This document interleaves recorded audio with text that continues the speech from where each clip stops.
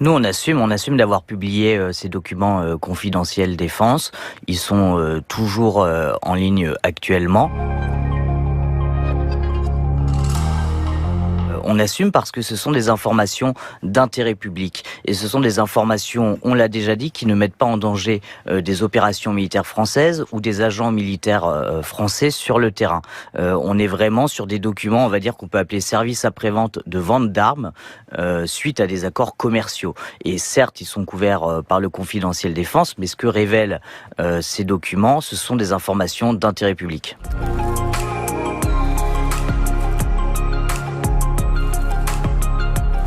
Écoutez, ils nous ont sorti le décorum. On va dire qu'on a été amené dans le 4e sous-sol de la DGSI, dans des salles d'interrogatoire capitonnées.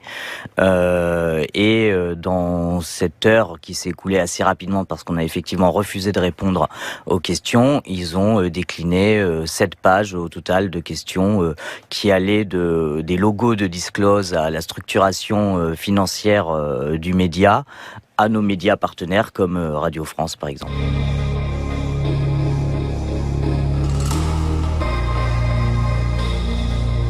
Il s'est exprimé au début, notamment sur le fait et pour dénoncer cette procédure qui contourne la loi de la liberté de la presse.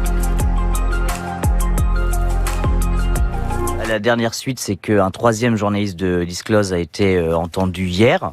Mais sous le statut de témoin, cette fois dans cette enquête. Sans avocat ? Sans avocat. C'est là peut-être le petit changement qu'ils ont effectué parce que ça permet effectivement d'entendre sans avocat. Il a non pas gardé le silence mais invoqué le secret des sources pour ne pas répondre à ces questions. Maintenant on est dans l'attente de savoir quelle va être la suite. Est-ce qu'il va y avoir d'autres auditions ou pas de journalistes de Disclose.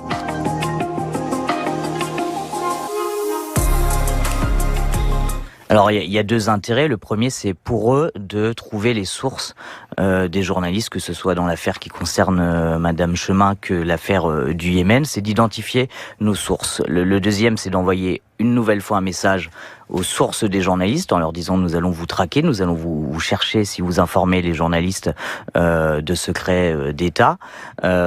Et enfin, aussi d'intimider directement les journalistes et surtout de nous occuper parce que tout le temps qu'on passe à se défendre et aller aux auditions de la GSI, c'est du temps qu'on ne passe pas à enquêter.